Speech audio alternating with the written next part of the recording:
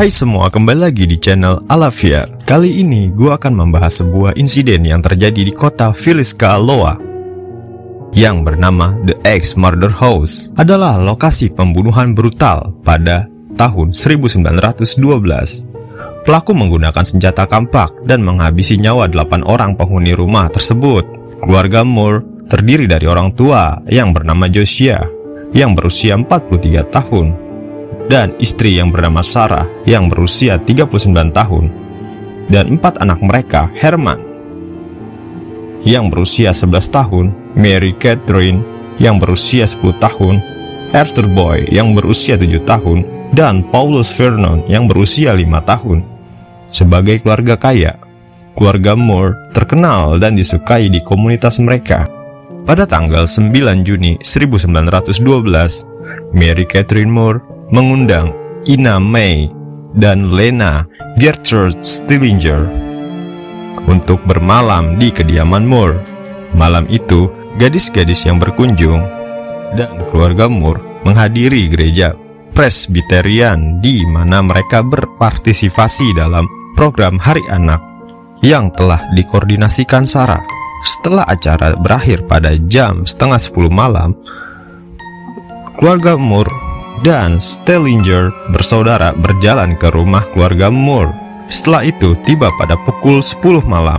Namun, pada jam 7 pagi keesokan harinya, Mary Pickham, yaitu tetangga keluarga Moore, menjadi khawatir setelah dia melihat bahwa keluarganya tidak keluar untuk melakukan tugas di pagi hari. Pickham mengetuk pintu keluarga Moore.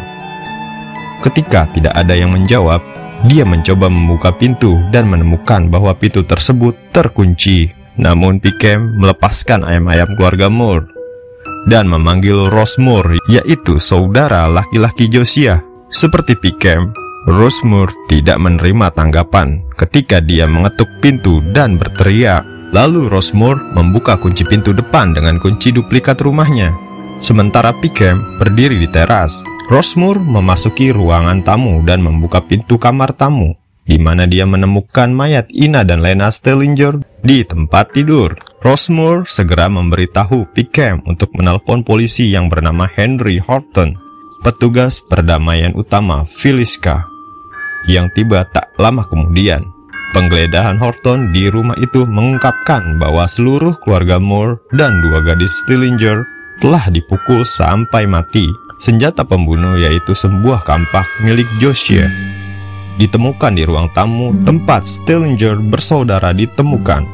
Pembunuhan dimulai di kamar tidur utama tempat Josiah dan Sarah Moore sedang tidur. Josiah menerima lebih banyak pukulan kampak daripada korban lainnya. Wajahnya telah dipotong sedemikian rupa sehingga matanya hilang. Pembunuh menggunakan kampak pada Josiah, sementara korban yang lainnya menggunakan ujung tumpul kampak tersebut.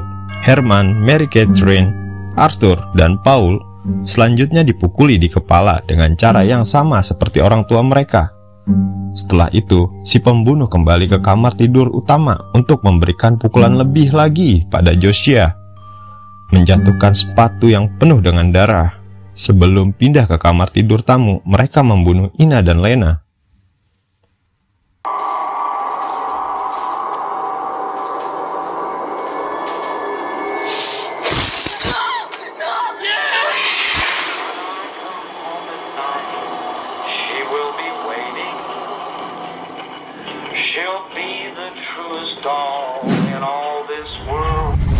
Menurut investigasi penyelidik, percaya bahwa semua korban kecuali Lena Stillinger telah tertidur ketika dibunuh.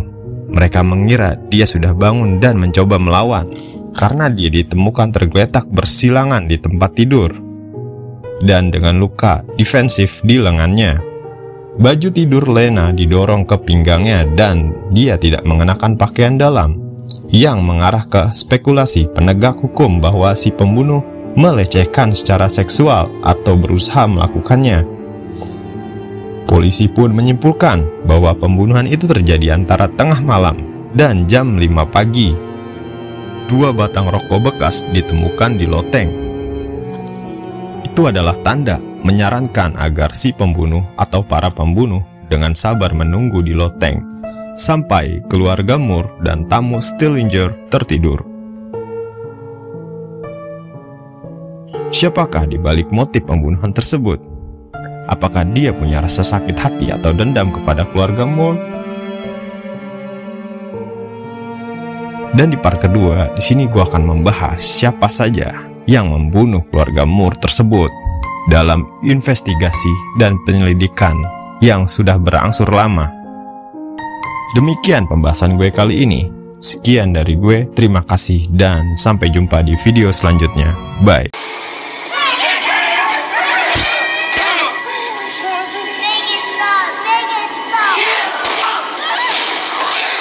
If I get murdered, it's totally your fault. Oh, please. Nothing ever happens in Iowa.